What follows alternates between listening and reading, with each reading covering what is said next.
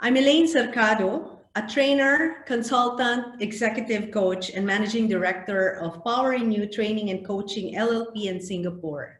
And I welcome you to this webinar, Women Breakthrough 2020.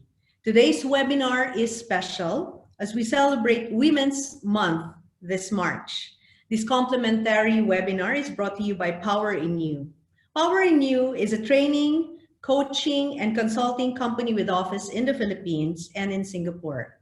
Our mission is to partner with organizations to enable them to deliver strong business results by enhancing their talent and leadership through value-adding strategic consulting solutions. I'll just introduce a little bit more about myself, and then I'll go on to introduce our two distinguished guest speakers. I have worked for 30 years with diverse teams from multinationals as well as small to medium enterprises in emerging and mature industries in Asia-Pacific markets. I'm highly experienced in leading and operationalizing organizational transformations, and I have delivered complex projects, developed challenging businesses, and multicultural teams in Asia. I'm very proud to have motivated, empowered, and led diverse teams to meet goals.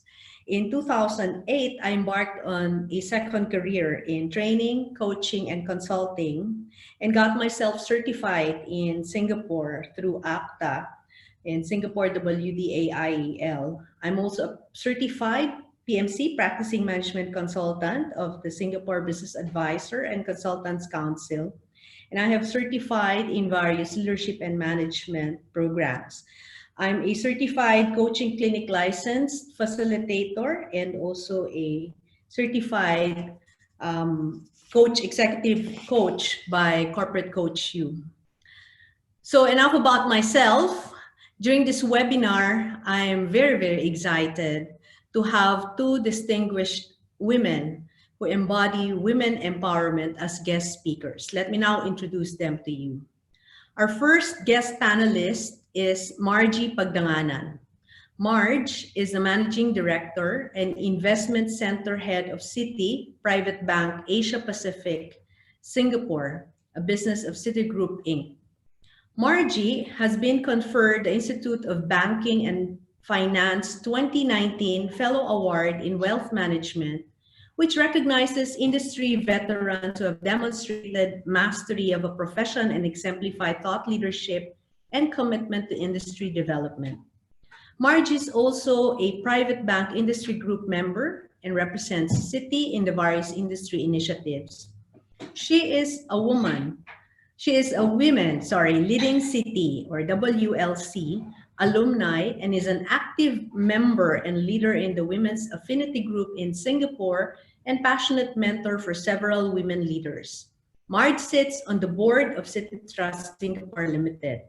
Margie graduated from St. Louis University, Baguio, Philippines with a degree in accounting, magna cum laude. She completed the Wealth Management Institute Masterclass in Wealth Management in 2015. She's a certified public accountant, certified information systems auditor, and certified fraud examiner, and certified anti-money laundering specialist. She is married, happily married, and has 3 children. That's Margie PAGDANGANAN. And you can see her on your screen right now. I'll introduce our second guest speaker, guest panelist, who is familiar with some of you. She's been a guest speaker, of course, and host as well of our previous webinars, Penny BONGATO.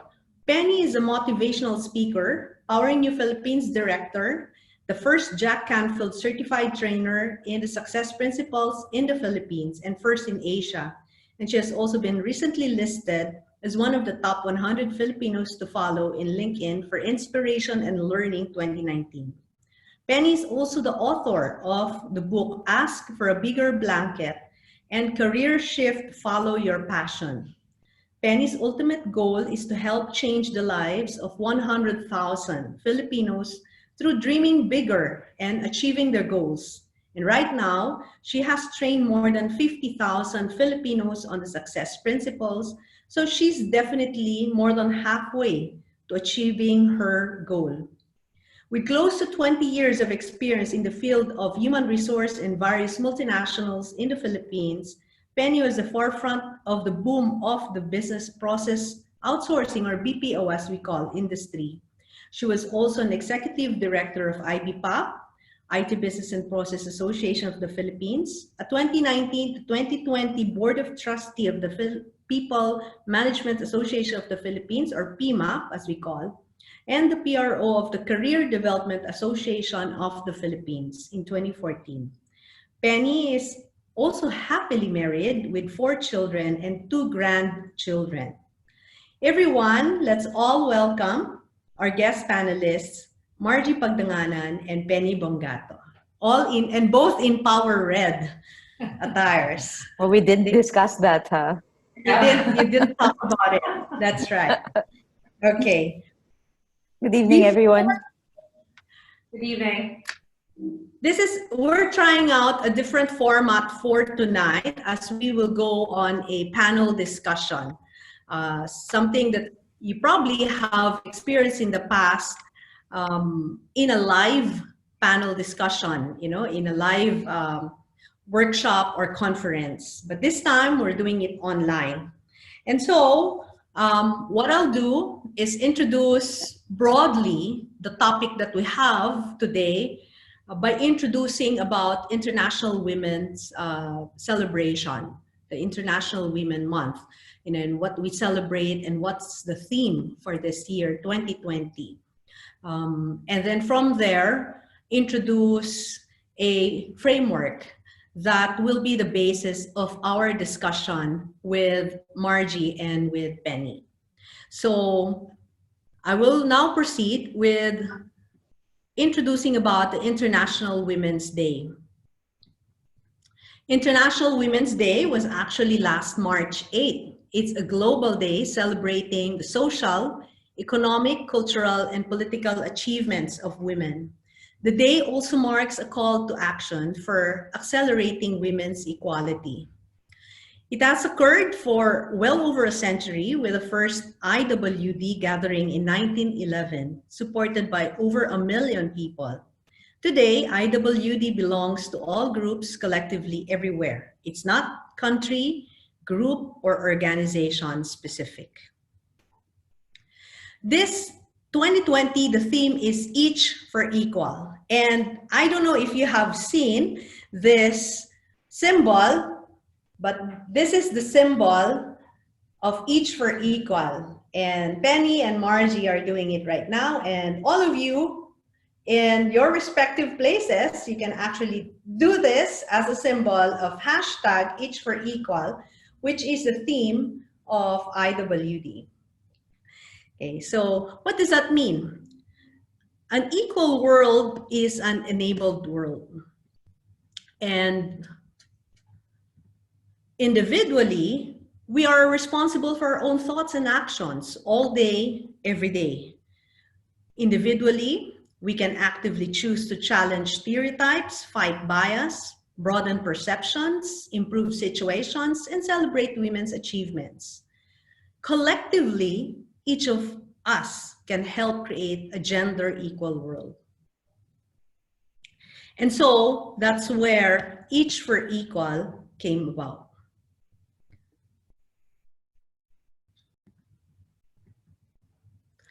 It's drawn from the notion of collective individualism. What is collective individualism? That we are all parts of a whole. Our individual actions, conversations, behaviors, and mindsets can have an impact on our larger society. Collectively, we can make change happen. Collectively, we can each help to create a gender equal world. We can all choose to be hashtag Each for Equal. It is not a woman's issue, in fact, it is a business issue. Gender equality is essential for economies and communities to thrive. A gender equal world can be healthier, wealthier, and more harmonious. So what's not great about that? So let's do that. Let's do what we can to truly make a positive difference for women everywhere. Let's do our part. The 2020 Each for Equal campaign is not just last March 8th. It's not just today. It runs all year long. It doesn't end on International Women's Day. So that's a very brief introduction about International Women's Day or month or year, which is what we are celebrating in this webinar. On your screen now, what you will see is what we call the Tree of Life. I have asked Marge and Penny to reflect on their life using this metaphor of the tree. Now, what do we see here? Let me begin with the roots. The roots are, as it says, the roots are foundation. These are the important things in our history, in our past. This may include significant people, events from our past that have made an impact on us, and in this case, on the lives of Margie and of Penny. The trunk, where you can see the label U. These are what we refer to as the skills and knowledge, the competencies, the things that you can do, your qualities, what makes you you, the roles you play, the wisdom you offer others. And out of the trunk are the branches. These are your future hopes, dreams, and wishes for self and also for others. Now, from the branches come the leaves. These are the important and influential people in your life, in our lives. And from that, the fruits, the gifts we receive, you've received. For example, but not limited to love, joy, support, education, faith, and many other gifts. And the compost. These are things we no longer want to be defined by. So they're on a separate box here.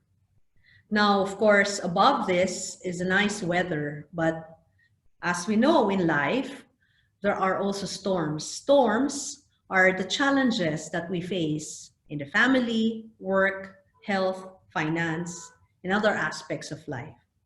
And so, about 2-3 weeks ago, I've asked Margie and Penny to reflect, to look into their tree of life and relate this to the 5 key topics that we have outlined for today's or tonight's webinar, as we have also said in our e-flyers or promotions. There are 5 key topics that we will cover. And so as we talk about these 5 key topics, we will use the tree of life as a metaphor for it. Is that okay, Marge and Penny? Yes, definitely. Okay, so let's begin with the first key topic. Finding your talent platform. And you can see on your screen a question that I have actually prepared and I've asked Margie and Penny to answer. As you reflect at your trunk in your tree of life, the trunk being your competencies, your skills, your knowledge, and the storms being your challenges that you've gone through in the workplace, what wisdom and practical advice can you offer our audience about bringing out the skills, knowledge, and qualities that make them unique into the workplace, especially in this day of internet, in this digital age of social media, of internet, where individualism and relativism, are much emphasized. So can I ask either Margie or Penny to go ahead and take a shot in answering that question? Penny, you first. I knew you would go say that. I had a feeling you beat me to it, Marge. I was reflecting on this, Elaine, and thank you very much for this. Gave me an opportunity to think about my life over the last so many decades. And looking at the tree of life in the trunk that says you. And I have always said in the past few years, a decade, maybe 2 decades already, that you be you. You be yourself. And don't and my advice, and I had a lot of storms in my life. So having been in this world for more than several decades, I would advise the people who are watching, know what your strengths are. Follow your passion. That's why my book is entitled Follow Your Passion. Know what you want in life. Know what makes you happy. Because if you know what makes you happy, you can do it for the rest of your life. It doesn't mean comparing yourself with others, because with the age of internet and social media, there's a tendency to compare yourself with the success of others. How come you're not as successful as them? It's you. Be you. Be yourself and know exactly what you want. Mhm. That's Penny, can it. I, yeah, thank you for that. And can I ask a follow-up question? Sure. In your personal experience, how did you discover that? How did you discover your, your you? Me. Yeah, yeah, Yeah, your my you, me. your passion, your purpose. What makes you? What was the process like in discovering you? You know, I've been in this world for more than 6 decades. That means I'm a senior citizen, and everybody knows that I'm a dual citizen. No? And in the first several years of my life, when you and I were together at a company called Kodak, I was just like the young ones. I was just going with the flow. Wherever the HR tells me to take, I will handle that department. So I really didn't think about where will I be. I thought I'd retire at Kodak for the and be at Kodak for the rest of my life. And then things changed. Then I realized, no, my mentor has left. What's next? What do I do now? And then I had to reflect. I Mhm. was fortunate to be moved to the BPO, wherein I discovered that I love giving jobs to Filipinos. I Mhm. love being able to provide opportunities to Filipinos all over the country. And that's when I went to the BPO. And then I did realize, having given jobs to Filipinos, I realized that it doesn't stop there, because it is the Filipinos who need guidance. And then Mhm. I found Jack Canfield. He's my mentor. Mhm. And later I'll tell you the story. So Mhm. it's rediscovering I rediscovered myself, and I kept on reinventing myself. Mhm. And And if we talk about COVID-19, I talk about reinventing later. Mhm. Okay. So what I hear from you, Penny, is being open to many opportunities that have come along the way, not closing the door to that time, Kodak, and Mhm. by being open to the opportunity that time to the BPO industry, Yes, it yes, was Elaine. it opened you to many, many or unlimited opportunities to grow and to be where you are today. Yes, So, Elaine. In fact, I have to tell you, I work night shifts. So many, perhaps some of the people, some of our participants have never worked night shift. I worked night shift for 5 years, and believe you me, I loved it. I'm, I've done it, been there. I loved it. mhm. Thank you. Thank you for sharing that, Penny. Let me now turn over to Margie here. Actually, Yep. we're in the same venue here in Singapore. So, and hear about her story of and her wisdom and practical advices about this topic. Okay. I think very similar to what Penny said about being you. When you enter the workforce, what's very basic is your competence and your knowledge and your skills. What really makes you unique, honestly, will be, frankly, your attitude and your values and your authenticity. Over time, that's, I think, what becomes very important in this world. Because if you look at social media, if you look at everything, everybody is trying to portray a person that is not themselves, or a person that they think is the best version, or a person that they think um, social media will like, or that everybody will like. At the end of the day, you cannot perform fully and you cannot perform well if you're not true to yourself, and if you're not authentic to who you are. So what do I mean? It means to say when there is something in the company or anywhere that is crossing your values, that is not something that you believe in, that is not something that that you can do, then it means to say it's already a sign for you not to do it. And that really what allows you to be unique, that allows you to be different. Another thing that's I discovered on early in my career as well is what makes you good with one boss doesn't necessarily make you good with another boss. It's very important as you switch bosses, as you switch careers, as you switch jobs, that you listen and understand your new boss, and you really find out what that boss wants and what that boss, what for that boss is good, and that will then allow you to adjust yourself and know how you can perform again. I would say that's it. Thank you. That's very interesting. It's actually quite a reverse of what we are used to. Because well, I don't know, but when I was starting and even when I was a manager, I would think that my boss should take care of me, should understand me, should, should do everything for me. But it's actually the opposite. What you're saying is that we should tune in to our boss, listen to our boss, and in fact, adapt to our boss. Yeah. Is that what you're saying, Margie? And Yes. can you elaborate more if yes, possible? That's exactly right. Because, for instance, when I was young, and maybe still today, my husband will probably say that I'm really very proactive. I'm very passionate. I'm always, advanced. And my bosses before, I used to work for SGB, and my bosses used to like that. I used to finish things in advance. I used to be early, and they like that. When I switched to another boss, I was also that way. And that boss said, no, I don't really like you to be that way. I don't want you to be ahead always. I want you to listen first and understand and then do it. So I think that made me think as well.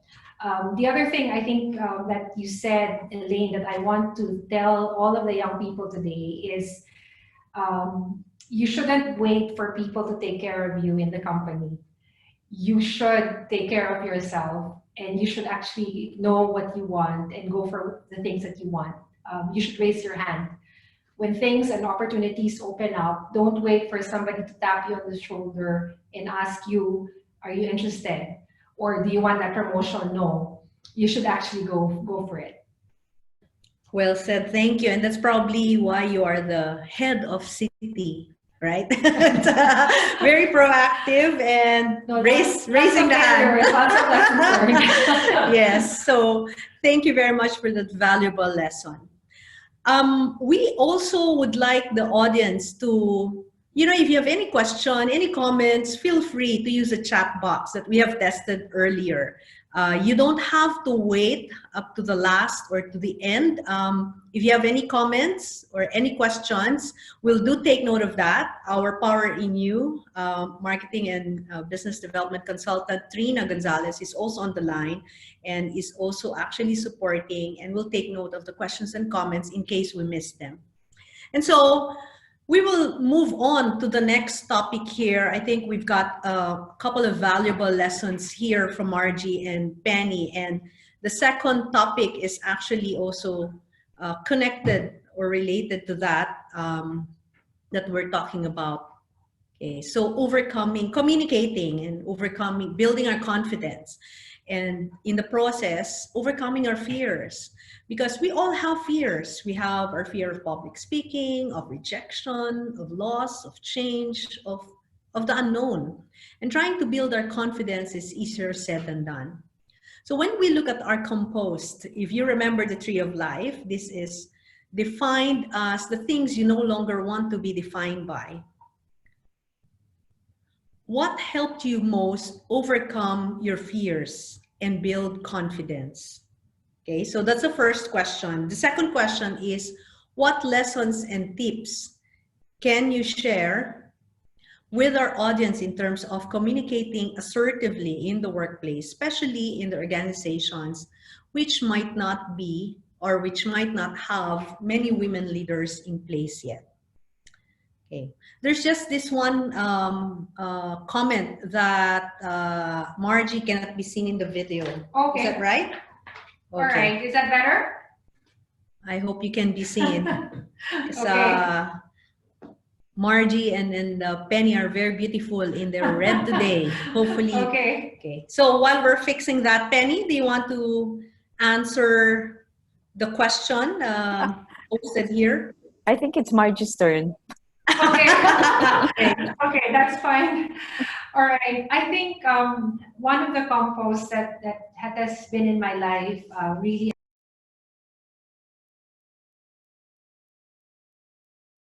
is when you're younger, you always think about wanting to please others or wanting to be perfect or wanting to be liked. And the honest answer really is you will never please everybody and not everybody will like you. So what you really need to get over is getting over and moving on from your last criticism or moving on from your last failure and not letting that define you. So for instance, sometimes, especially us as women, when there's a job that's out there, we always think about, the qualifications, and we always say, oh, I can do 5 of those, but I can't do 5 of the rest, so I won't go out for that job.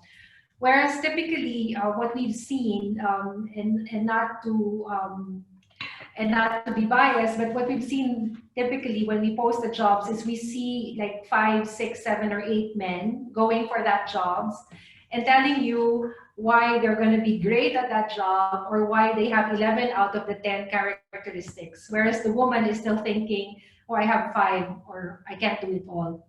So really, the compost in your life and what makes you overcome your fear and what makes you brave is just not to listen to the criticisms and don't let it bring you down. You can listen to it and you can think about it and probably reflect. If there are things which are correct, then maybe there's something that you would need to adjust. But at the end of the day, you just have to move on. You cannot put that, for your whole life. You just have to carry on. And then that moves into communicating assertively in the workplace. You always have a voice and you always have a view.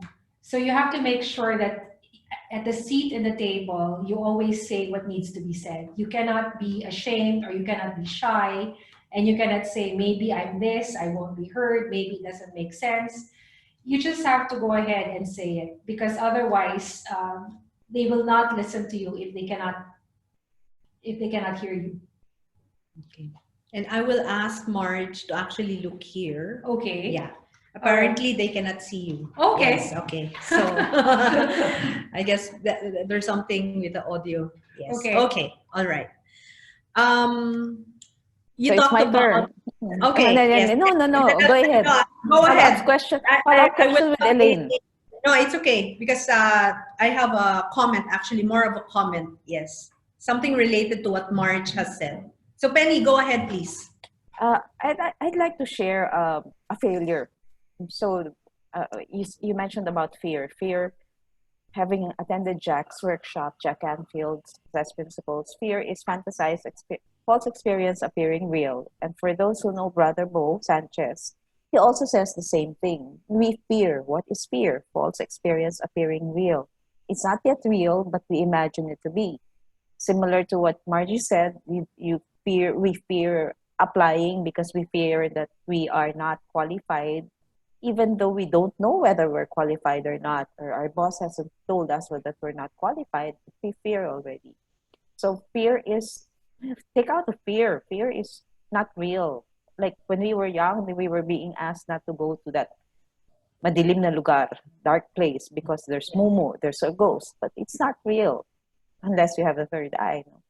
But I'd like to talk about an experience that I've had, and I've shared this in my book, Career Shift, Follow Your Passion, and it took me a while before I shared this because it was such a failure, and having already a name in the BPO industry, I couldn't face the fact that this happened in my life. So as many of perhaps the people know, I was the first employee of Convergence in the Philippines, employee number 1. That was 17 years ago. March 16 to be exact, of 2003. So I was pioneer in the BPO industry, did a lot, built the industry, having said to be the highest paid HR at that time. And then when I moved to another company, I was doing very well. I left the industry. I went back to the industry and I moved to Teletech, went back to night shift. And believe you me, I tried to go back to the night shift. But on my 5th month, my boss talked to me and he said, Penny, it's not working. What does that mean? It's not working. And I told my boss, yes, he's the country manager. I said, yes, I could feel it's not working. So my husband retired, we have 4 children in school, and I was out of a job. How do I face that? How do I face the fact that Penny Bongato, the Penny Bongato, who started the BPO, started HR pioneer in the BPO, was not even made regular in a company that has 15,000 employees. I was jobless and I was sulking. I was really sulking. and having watched Steve Jobs in his speech at Stanford, I was telling myself, parang ganun ang feeling ko, ha? I felt the same way that where will I go? But I had to get up and keep on moving because I needed the job. I needed my family needed me to be strong. And believe you me, it started a new me. It started a new me. I kept on moving. I kept on going. I started teaching in college. I started consulting. I started volunteering to speak in public places, in conferences. I was walang hiya. I always tell my students and people who attend my workshop, 3 things in life to be successful, especially if there are rejections and fear of what will happen next. 1 is never give up. 2nd is never stop learning. And 3rd, and I'll say it in Filipino first, dapat sa buhay, walang hiya ka, not shy. Because if you are shy, nothing will happen to you. You will not move forward.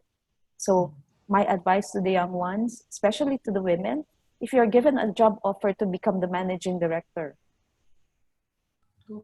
grab the opportunity or maybe think about it. They always say when a job offer to be managing director is given to a man, the man will immediately say yes. When the same job offer is given to a woman, the woman will say, wait, I'll talk to my husband first. I'll talk to my family first. So there's a big difference. But if you really know that you can do it and you know that you have the support of your family, go for it. That's my advice. Thank you. Thank you for that inspirational story, Penny, and for Marge's advice on building confidence, overcoming our fears. So dapat wala tayong hiya. Take that in a positive way, of course. Have the courage, have that boldness to go for it. We all have our fears, our fear of rejection, the job loss that you experience, the judgment or criticism that that we may hear. But sabi nga nila, from these fears or from these obstacles, we learn and we rise. Okay, so and what's important is that there will be failures, but we rise from it, and that's the more important part of it. So if you didn't rise to it, Penny, there wouldn't be a Jack Canfield trainer and book author and consultant and keynote speaker that we know of today. And so that was actually the trigger point for your life. Yes. Okay. Any comments or questions from the audience? Please type them up and we will consolidate them. And of course, spend time after these 5 key topics that we're going through.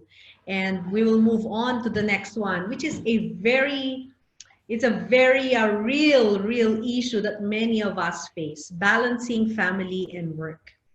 And so let's talk about the branches that relates with our hopes, dreams, and wishes. In the tree of life, you recall these branches, are those. And We all have our hopes, dreams, and wishes in the various roles that we play at work, at home, in our society, in our community. We know that these branches may change depending on which phase of life we're in. So, Penny and Margie, how did you balance your family and work at different phases of your life? And if there's anything that you will do differently, what is that? Okay, so I leave it with the two of you. Toss coin. Who will answer first? It's okay. I can go ahead. So I think early on in my career, I was with SGV and company first, and then I joined Citi as an auditor. And as you know, being an auditor, it required a lot of late nights, early mornings. And eventually I was traveling every month and every 2 weeks, really. And when you moved to Singapore, I actually had three children under the age of 5. So 5, 3, and 6 months. And what was interesting was in the Philippines, you had all the conveniences. I had three helpers helping me with my babies. When you move to Singapore, obviously I can't afford three helpers, so we switched to just having one helper. So how did I balance work and family? It was very, very challenging, but it was successful only with the support of my dearest husband, as well as my mom and my mom-in-law, who were really like my tribe, my family support.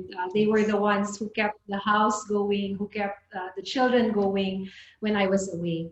But one thing that I did was whenever I would go home from each of my trips, I would make sure that I would take my children and really spend the time with them. I couldn't give them the quantity, but what I tried to give them was the quality.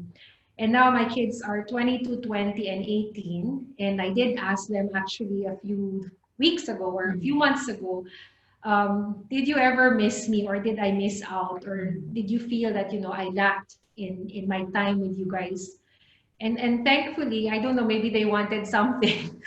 Thankfully, they said, Mom, no. So I think they felt the love that we poured on them, that I poured on them. And like I said, my husband, my mom, they really helped a lot in balancing that out. If you ask me what I'm going to do differently, one of the things that I really like, Elaine, that we practice is really the having the one-to-ones with my children. So this is something that I do today at their age, and it's really a wonderful opportunity to speak to each of them individually and separately. And it has given us a lot of, I would say, breakthroughs, a lot of insights into what they're thinking, and it's really given us a lot of bonding time. So this is something that if I knew of it then, I would have started earlier. But it's something that I'm grateful that I'm able to do today. Thank you. One-to-one is a very good practice. And now that they're like young adults, Yeah, right? exactly. Or adults, actually. Adults, yeah. You probably are talking about, very different things when they compared to when they were younger. Yes. And as you said, it takes a village to raise a child, right? Yeah. So with the loving support of your husband and your mother and mother-in-law, yes, that was critical to Very important. yes, to the balancing. Thank you very much again. Thanks. Penny, Oh, this is very, very difficult for me because I know you mentioned that balancing was really a challenge for you. balancing, no, I did not have a work life balance. Uh, why?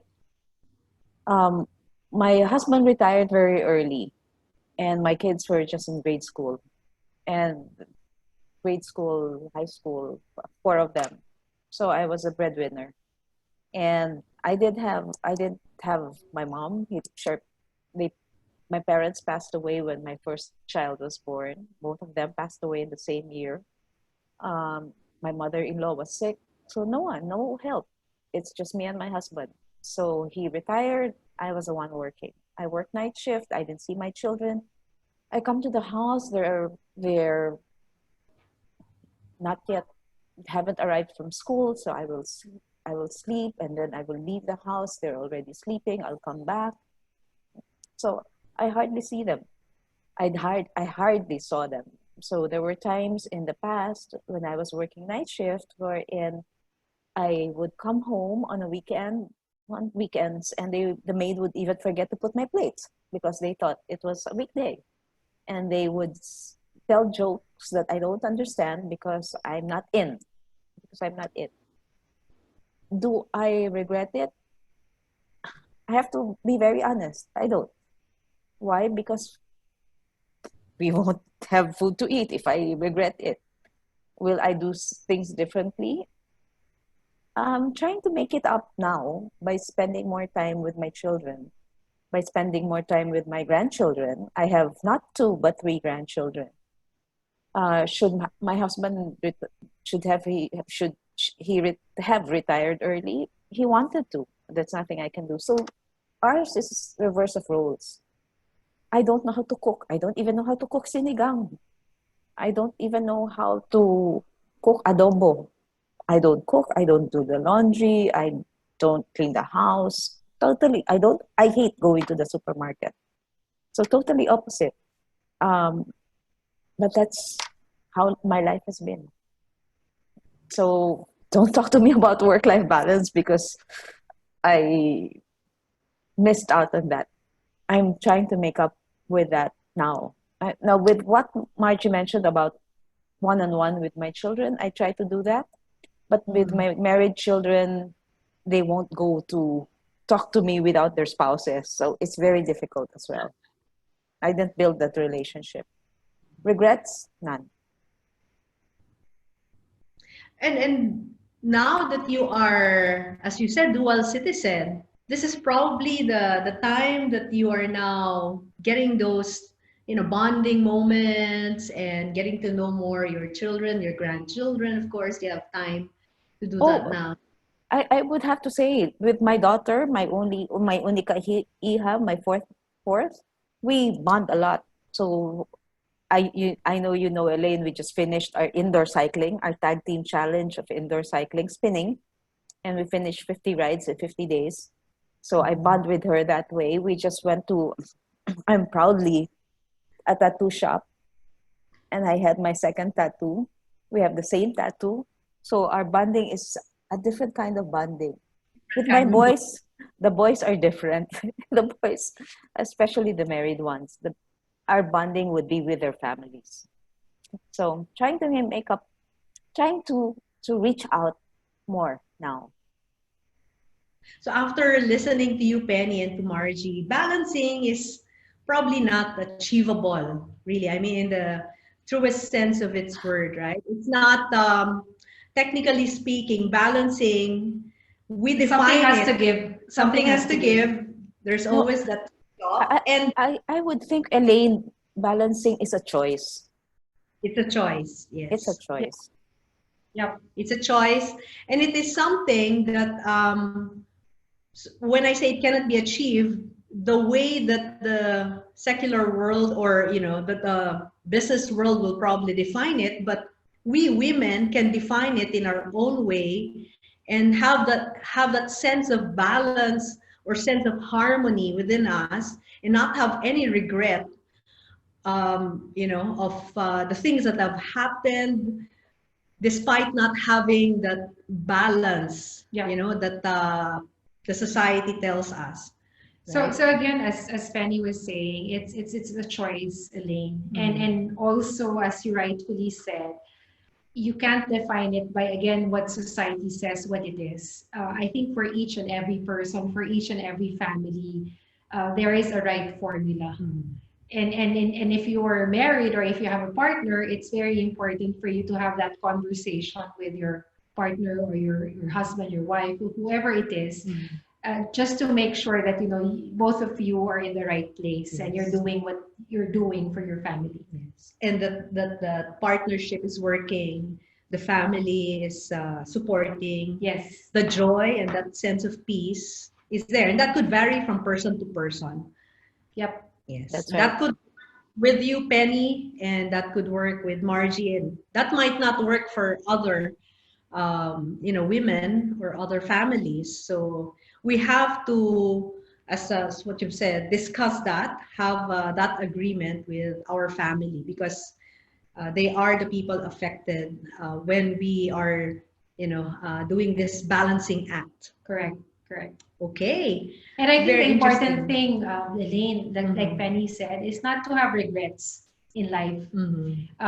You live by your choices, and you actually have to, go ahead with it. Don't regret whatever it is. Yes. So we move on with our choices in life. We have one comment here. Great motherhood stories. We just have to be okay to deal with whatever life throws us. We can't compare as everyone have a unique situation. Well said from Gina Ilarde. We have a question actually from our earlier topic. And I think I'll just bring it up now before we move on to the fourth topic. How do you build up the confidence of your team member who doesn't have self-awareness and is always on the victim state? That was related to the earlier topic on building confidence. Would you like to answer that, Penny or Margie? I would say that I actually had an experience where I had a team member who wasn't self-aware. So basically, whenever we would give this person the feedback, this person would always, blame the other person. So at the end of the day, it reached a point where I sat this person down and I said, look, you had feedback from 4 different people. Are you telling me that the 4 different people are wrong and you are correct?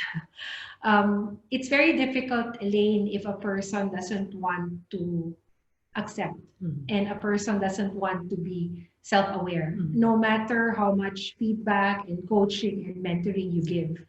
And as managers, as team leaders, as mentors, typically you spend the time and you give them, opportunities to reflect, you give them opportunities to listen to the feedback. But at the end of the day, if they are not open and if they do not accept it, or if they feel that, I'm always the victim, it's not easy because sometimes some of our teams or some of the persons we are dealing with, some of our colleagues who we are dealing with, have a lot of family history. Something could be coming, coming from their childhood, coming from their family, and so if they are not willing to listen and to accept, it's really a challenge. And sometimes you do your best, but you're not also a psychologist. Maybe you are, but you also have a lot of other people to take care of as well. But I would say coaching, feedback, that's typically how you deal with it. Yes.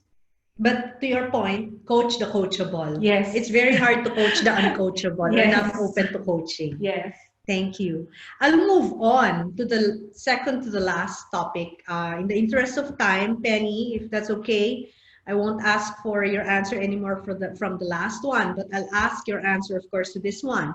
We all face storms in life.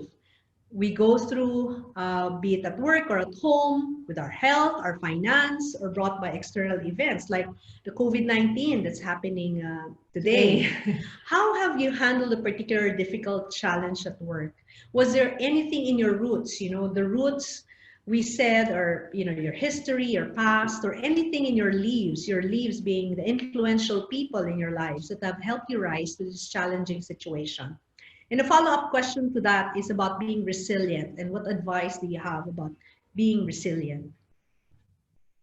Penny or Margie? Okay, let me start.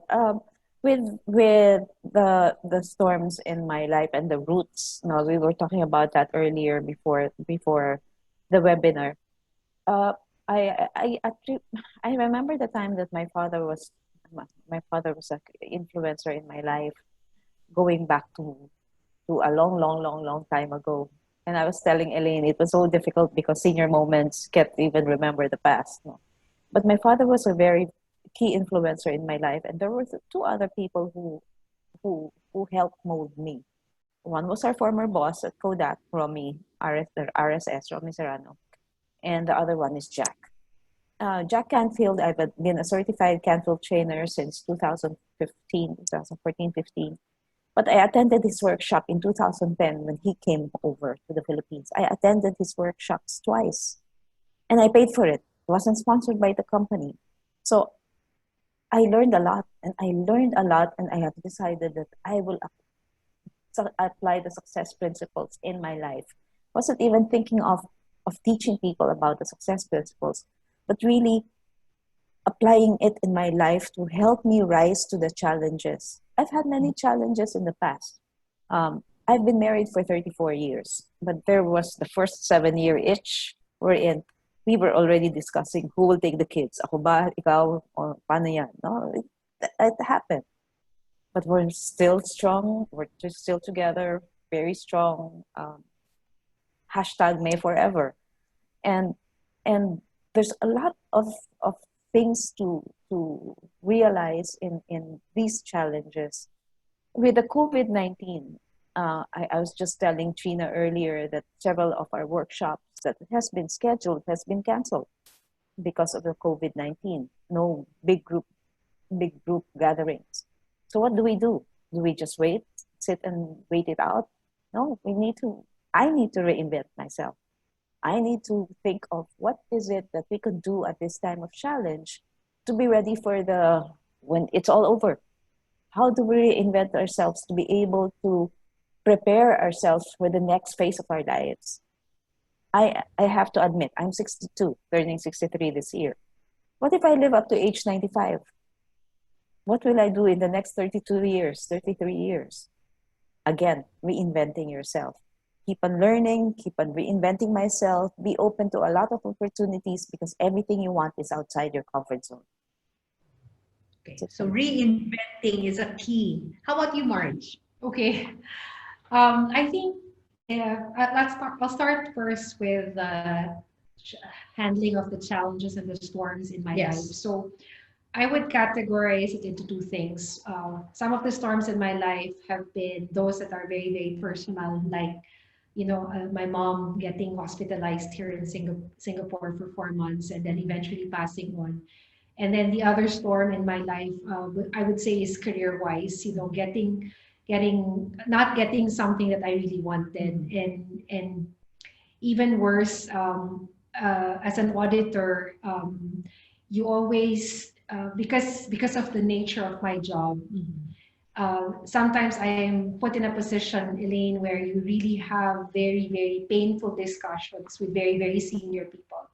And sometimes you leave a meeting where, they could really get to you. And it's sort of like you're getting insulted or whatever it is that, that if you were not really a strong person at the core, you would really lose your faith in yourself.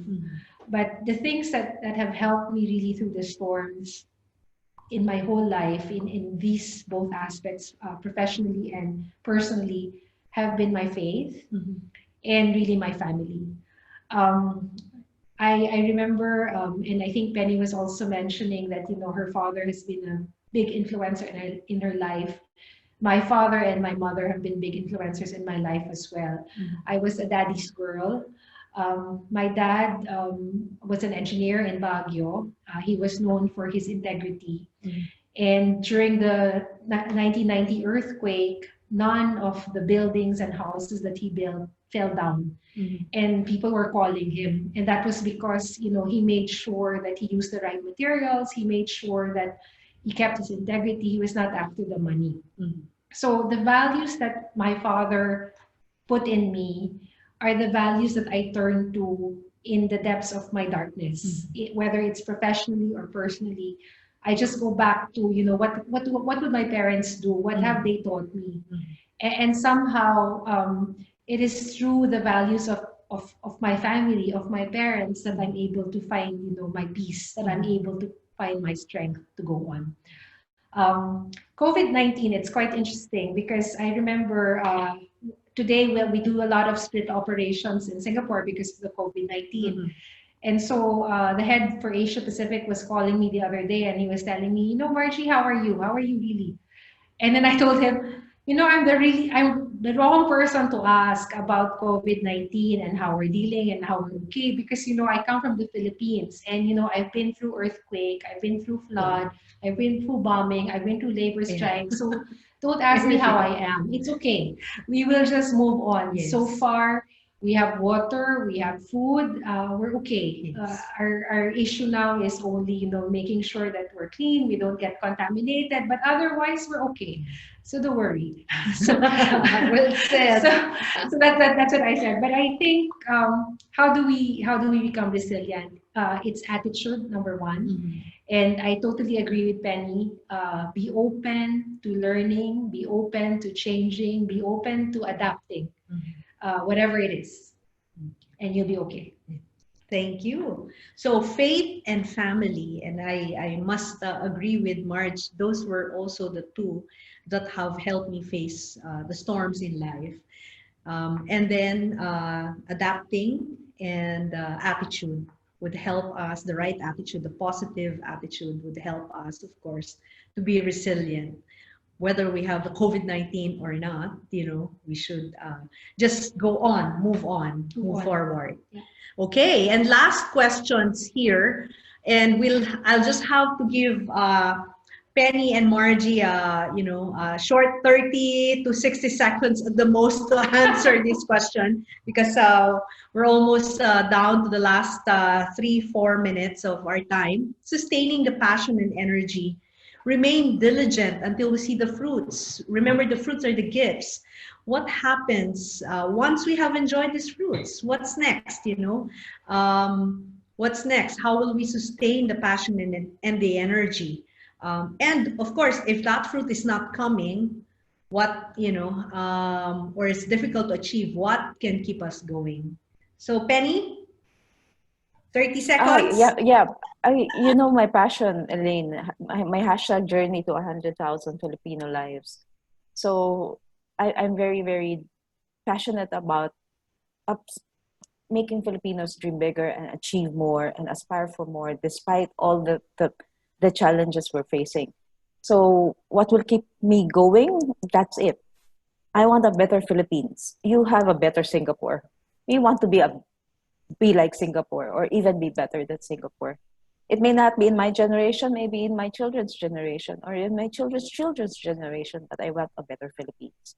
What happens when I receive that? I've achieved that. I'll change it. Hashtag journey to 1,000,000 lives.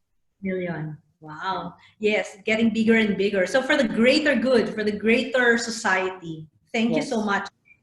Marge? So I think, Elaine, you've said it. What sustains the passion and the energy? It's really your purpose. And your purpose is, what do you want to do? For Penny, it's improving the lives of 1,000,000 people. For me, it's helping whoever I can, whenever I can, and giving back in whatever aspect I can. And I think that keeps me passionate and energetic. And I'm very blessed to see that happening right in front of my eyes. Marge and I are serve in the same community, and that is something that Marge generously give to everyone and anyone who's who interacts with her. So thank you so much. And now, can we just ask the audience to post in their question? We're extending by a couple of minutes here. Please put your questions now if you have any questions for Penny, for Margie, or any comments at all. Okay, we'll give you a few seconds to just type in. So thank you very much. Too inspired to ask from Gina. So thank you so much for everyone who have attended. Okay. Somebody sent a question earlier. Oh, somebody sent a question earlier. Okay, let me just... Okay, for Reggie, adaptability and being yourself are two different good attributes that we hear as keys for success. But they can be two opposing things as well. When do we adapt and when do we stand still and say this is not me in one's career? Very good question. Yeah. Would you like to answer that, Margie or Penny? Let me take a stab at it. So I think when adapting means it really goes beyond your values or beyond who you are as your authentic self, then it's time not to adapt. So if you are now becoming a different person, and you know that you're living a duality. You're a different person when you're in the office, and you're a different person outside. Then I think, like I said, that's the time that maybe this is not for me. So authenticity is a key criteria Yes. for that one. Thank you. Penny, any thoughts on that? I agree with Marge. No, authenticity is important. Uh, However, many people say, even though my career is not, and this is not really what I like, and it's hard for me in my career, but I need my job. What do you do? I need my job. I have to feed my family, and that's what I stated in my book, Career Shift, Follow Your Passion. If you really need your job and you can't leave because you need to feed your family, find another thing that you can follow on the side, and until that passion of yours become big enough to be able to take over your job, quote unquote. Because all of us need to have a side hustle or a side gig, because we cannot just do and remain employed for the rest of our lives. You need to follow your passion at one point in your life and be ready to give it all out when time comes. So that's my advice. Hopefully that passion interacts or is aligned with the purpose. Yes, exactly.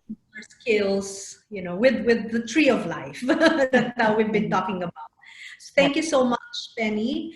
And just one more comment here before we close. Inspiring sharing, and from Johanna Thomas and from Dina. I enjoyed listening and really learned a lot. And of course, as we said, all of this will go to all the registrants. We had a very big number of registrants actually, and they'll get the recording of this webinar. On your screen now, you can see the 10% off for coaching services, and this will also be emailed to you when you receive the recording. However, only those who logged in during the live webinar will get the discount code. Our next webinar will be on April 20th, entitled The Blended Workforce Revolution, a call for a new human capital manifesto, which will be given by Jeremy Blaine. He's the founder and CEO of Performance Works International, who's based in the UK, and he'll be calling in for this particular webinar. And we all invite you to register early for this webinar on April 20. Thank you very much, Penny Bongato, for all the insights, for all the sharing of your life experiences. Thank you so much, and we wish, of course, all the best for the 100,000 or maybe even the 1 million Filipinos that you will touch. And of course, big thank you to Margie PAGDANGANAN, seated here right beside me in Singapore, for your time, for your insights, the valuable lessons and tips that you have shared to all the women, and for this opportunity to empower them through this sharing and this webinar. Thank you for joining our webinar. Please subscribe to our website, www.powerinU.com.ph, to receive updates on all our free webinars from POWERinU Philippines. Thank you very much. And with that, we thank all the audience, and we close this webinar. Thank you.